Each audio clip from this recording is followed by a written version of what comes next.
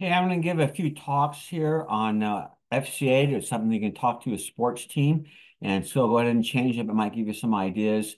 Um, this talk is called Why Are There So Many Christians in the NFL? And 22 out of the 32 starting quarterbacks are followers of Jesus. So I just want to name them real quick. The athletes that you're speaking to really impresses them and stuff. And like to hear this.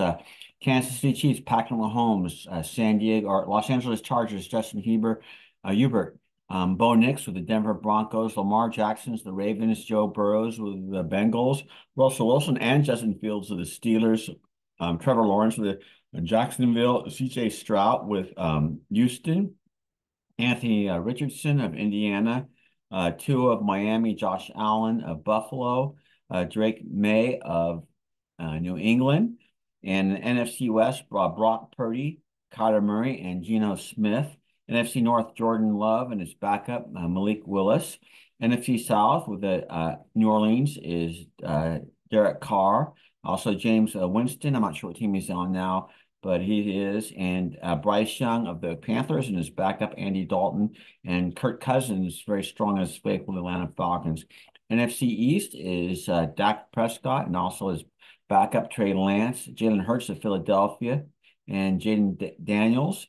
Retired quarterbacks, Drew Brees, Peyton Manning, Philip Rivers, and Ben Roethlisberger all be in the Hall of Fame.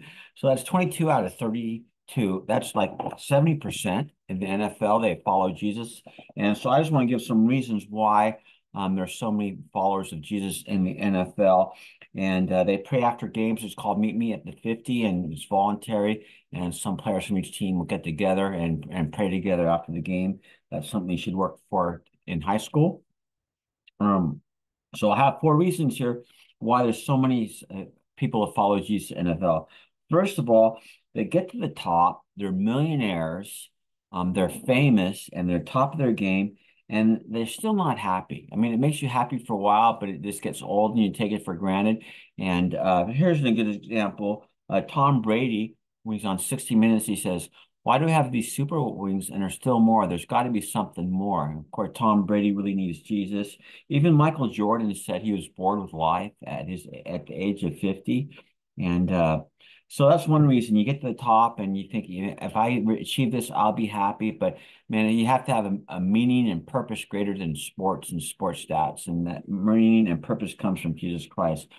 A second reason is that they're not the star anymore, most of them. Like you figure a pro athlete, when they're in like elementary school, middle school, and high school, they just dominate and they're the superstar. And then college, they're probably pretty good, one of the better ones and stuff. But, they get in the NFL and there's a few stars, but most people are just kind of average NFL players that have roles and stuff. And they're just so used to being the center of attention, they kind of have an identity crisis and it's kind of rough on them. I lived by Stanford University. We had a guy in our FCA group in high school. And his brother was a baseball player at Stanford. So about four times a year, we get athletes to come from Stanford to our FCA and give testimony. Stanford's really hard to get into. You got to be really smart. It's a very prestigious private school. And their testimony was all the same. I was all state in three sports. I was ASB president, homecoming king, straight A student. And I went to Stanford. Everyone was like me. I just kind of blended in with everybody. And so he doesn't stand out anymore. Sometimes just kind of average, and that's an adjustment. And the third reason, there's pressure, so much pressure in sports. You lose a game and they say, who's to blame? And they criticize you in the internet and the media and stuff. And you can lose your job anytime. You could get hurt anytime. There's tremendous insecurity. NFL, the average player only lasts 3 years. And so, yeah, it's just, man, you just really need that comfort and security that only Christ can give. And the last reason is a system in place. Like every NFL team has a pastor, every NBA team, every pro soccer team, pro baseball team has a pastor because these guys are rich and famous and they still have problems, just like us. There's really most difference. And most teams in the NFL, you're on a regular schedule. It's not like NBA or Major League Baseball when you're in a different city every day and you're in a different time zone, but you're home on Monday and Tuesday's your day off. and you have a regular routine during the week and stuff. And so they're able to have team Bible studies.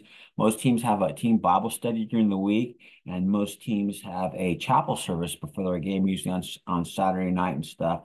And the pastors in the NFL, most of them are full time. They hang around at the facility a lot of times, and some of them have an office in the facility, and it's a paid position. And most major colleges have the same thing. The NBA has the same thing. And so those are 4 reasons, that when they get to the top and they're still not as happy as they should be, they're not the superstar anymore. Maybe they might just be an average person. It's hard not being the center of attention like they grew up being. And there's a system in place. There's a regular Bible study. Each team has a pastor and stuff. And we all need Jesus. And so no matter what you do, man, you really need Jesus to give you happiness, meaning, and purpose. So that's my talk, and you can add to it or subtract to it, but hopefully it'll give you an idea.